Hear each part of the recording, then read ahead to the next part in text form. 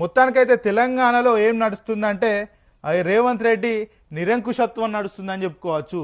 ఇక రేవంత్ రెడ్డి సంబంధించి ఏదైతే గడియలు తీసేస్తా అన్న పాలన ఈరోజు ఏదైతే రాచరిక కోట నడుమ ఏదైతే రాజులైతే ఎక్కడికి విలిపించుకొని ఆ రోజు పనులు చేస్తుండేనో ఈరోజు అదే పరిస్థితులు తెలంగాణలో కనబడుతున్నాయి. రేవంత్ రెడ్డి సంబంధించి ఏదైతే ఆయన స్వగృహం ఉన్నదో జూబ్లీ హిల్స్లో అందులోకే అధికారులను పిలిపించుకుంటూ అందులోకే ఇంకా సంబంధిత ప్రజాప్రతినిధులను పిలిపించుకుంటూ అందులోకే కాంగ్రెస్ కార్యకర్తలను నాయకులను పిలిపించుకొని సంప్రదింపులు చేసుడు తప్ప ఏదైతే సచివాలయంలో ఉన్నదో అందులోకి రావట్లేదని అయితే చాలా వరకు అయితే వాదనలు వినిపిస్తున్నాయి. ఇక ఎస్టేట్ నుంచే యనుమల వారి పాలన, ఏడాదిగా ఇంటి నుంచే రేవంత్ రెడ్డి పాలన, అధికారిక నివాసం డిప్యూటీ సీఎం మంత్రికి అప్పగింత.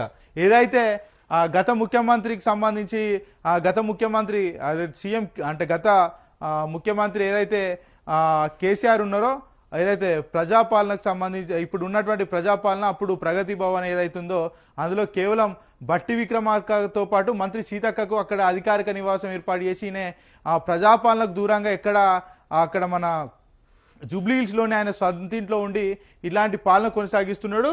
ఇక క్యాంప్ ఆఫీస్లో మారిన జూబ్లీ హిల్స్లోనే ఎస్టేట్, ఎవరు కలవాలన్నా ఇంటికి వెళ్లాల్సిందే. దాంతో సొంత ఇంట్లోనే భేటీ అయిన రేవంత్ సీఎం ఇంటి దగ్గరలో ప్రత్యేకంగా హెలిప్యాడ్, ప్రగతి భవన్ కంచెలు తొలగించామని గొప్పలు. ఇక సీఎం సొంత ఇంటి దగ్గర వెలిసిన బారికేడ్లు, ఇంటికి కిలోమీటర్ పరిధిలో ఆంక్షలు. ఇక ఏంటంటే ఈయన ఏం చేస్తాడు, ఆయనకు సంబంధించిన ఏదైతే సొంత ఇల్లు ఉన్నదో అక్కడి నుంచి కూడా మొత్తం పాలన నడిపిస్తుంటాడు. కనీసం ఏదైతే గ్రామీణ ప్రాంతాల్లో ఉన్నటువంటి గ్రామీణ వాసులు కావచ్చు, ఇటు పట్టణాల్లో ఉన్నటువంటి కాలనీ వాసులు కావచ్చు, చిన్న స్థాయి వాళ్ళంతా వాళ్ళ బాధలు ముఖ్యమంత్రి చెప్పుకోవాలి. మరి ఆ రోజు అన్నాడు కదా గడిల పాలన తీసేస్తాం, కంచెలు తొలగిస్తాం, ప్రజాపాలన చేస్తామని చెప్పిన ముఖ్యమంత్రి మరి ఇంటి దగ్గరికి పోతే అక్కడ 144 సెక్షన్ అని పోలీసులు దూరం పంపించుడు, లేకపోతే ఇబ్బంది పెట్టుడు, పోయి కనీసం ముఖ్యమంత్రిని కలిసే పరిస్థితులు కూడా లేకుండా పోవడం పట్లనైతే చాలా వరకు అయితే ఇక మండిపడుతున్నారు ప్రజలు. ఇక ఇంటికి కిలోమీటర్ పరిధిలో ఆంక్షలు. ఏదైతే రేవంత్ రెడ్డి స్వగృహం ఉన్నదో అక్కడ నుంచి కిలోమీటర్ రేడియస్లో చూసుకుంటే మొత్తం కూడా పోలీస్ బలాగాలే ఉంటాయి. ఎవరిని కూడా రానిచ్చే పరిస్థితులు ఉంటాయి. కనీసం మీడియాకు కూడా అక్కడ చాలా వరకైతే ఆంక్షలు కొనసాగుతున్నాయి.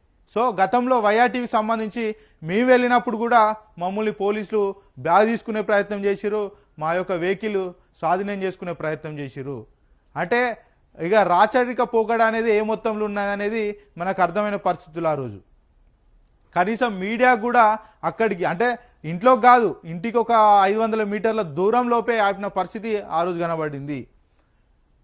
అక్కడ ఎవరైతే నిరుద్యోగులు మా బాధలు చెప్పుకుందామని వస్తారు, లేకపోతే గతంలో రిటైర్ అయినటువంటి ఉద్యోగులు వస్తారు, ప్రస్తుతం ఉన్నటువంటి ఉద్యోగులు మా బాధలు చెప్పుకోవడానికని వస్తారు, ఇంకా రకరకాలుగా అంటే అన్ని సామాజిక వర్గాలకు చెందినటువంటి ప్రజలు నా ముఖ్యమంత్రితోటి నేను బాధలు చెప్పుకుందామని పోతారు. అటు సచివాలయం పోతే అక్కడ అందుబాటులో ఉంటారు, ఇటు ప్రజాభవన్ పోతే అక్కడ అందుబాటులో ఉండరు, ప్రజాభవన్కి వెళ్తే అక్కడ అందుబాటులో ఉండరు. సరే ముఖ్యమంత్రి క్యాంప్ ఆఫీస్ ఏమైనా ఉంటుందా అంటే అదేది ఉండదు. ఆయన సొంత నివాసం నుంచి అన్ని అధికారిక పనులు నిర్వర్తిస్తుంటాడు. మరి అక్కడికన్నా పోదామంటే కిలోమీటర్ దూరమే పోలీసులు వెళ్ళగొట్టాల్సిన పరిస్థితి. సో ఏమర్థమవుతుందంటే ఇక్కడ కంప్లీట్గా రాజరిక పోకడ ఎట్లుంటుందో దానికి నిట్టు ఏదైతే అంటే వాస్తవంగా నిదర్శనంగా నిలుస్తుందని చెప్పుకోవచ్చు.